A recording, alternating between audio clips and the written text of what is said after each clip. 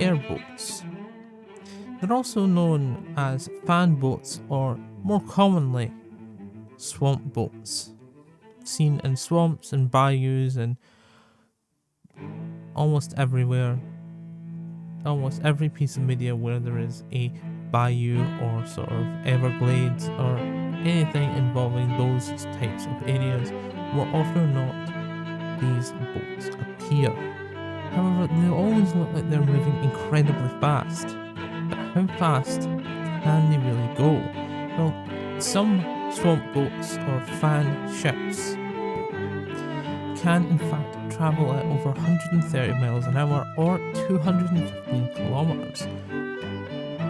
However, it's incredibly uncommon to have an airboat move more than 130 miles an hour. There are such boats that are almost like they're basically like hydrojets instead of traditional fans. They can move at much higher speeds but are not traditionally known or look like your traditional swamp boat. If you enjoyed this video, please leave a like and I will see you guys in another video. Bye bye!